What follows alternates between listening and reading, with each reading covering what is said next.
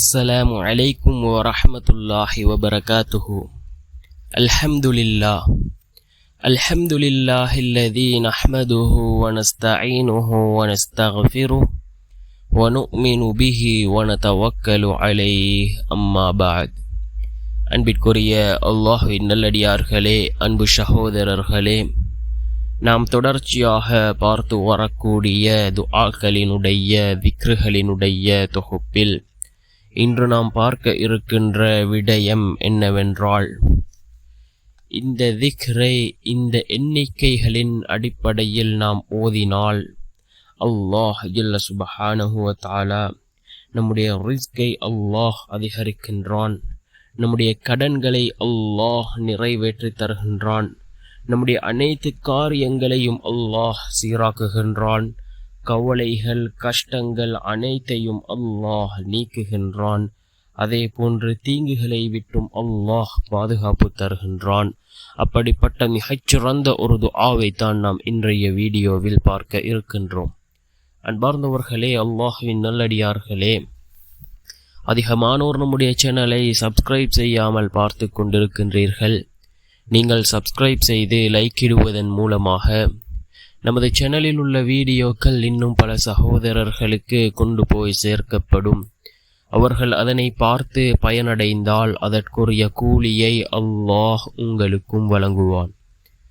அன்பார்ந்தவர்களே, அல்லாஹ்வின் நல்லடியார்களே, இன்றைய தினம் வெள்ளி இரவாக இருந்து கொண்டிருக்கின்றது. இந்த இரவிலே இந்த துஆவை, இந்த திக்ரை எண்ணிக்கை அடிப்படையில் நாம் ஓதுவோம். ஒவ்வொரு எண்ணிக்கை அடிப்படைக்கும் ஒவ்வொரு விதமான பலன் இருக்கின்றது. அந்த அளவுக்கு சிறந்த ஒரு திக்ராக இந்த திக்ர் இருந்து கொண்டிருக்கின்றது. இந்த துஆவை இப்பொழுது நாம் பார்க்கலாம். என்ன துஆ என்றால், ஹஸ்புனல்லாஹு வ நிஅமல் வக்கீல், ஹஸ்புனல்லாஹு வ நிஅமல் வக்கீல், அல்லாஹ் எங்களுக்கு போதுமானவன், பொறுப்பேற்பவர்களில் அவன் சிறந்தவன் என்று பொருள்படக்கூடிய இந்த துஆ.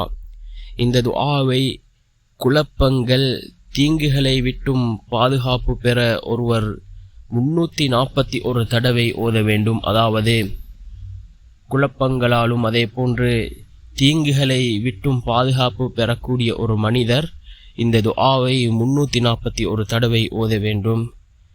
ரிஸ்கில் விஸ்தீரணம் அடைய வேண்டுமா, அதே போன்று உங்களுடைய அனைத்து கடன்களும் நிறைவேற வேண்டுமா, 308 தடவை இந்த துஆவை நாம் ஓத வேண்டும்.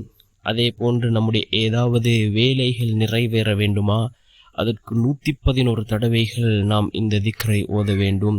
சோதனைகள் கவலைகள் நீங்க 104 தடவைகள் நாம் இதை ஓத வேண்டும். இதை எதற்காக ஓதினாலும் இதன் ஆரம்பத்திலும் கடைசியிலும் 11 தடவைகள் ரசூலுல்லாஹி ஸல்லல்லாஹு அலைஹி வஸல்லம் அவர்கள் மீது நாம் ஸலவாத் கூற வேண்டும்.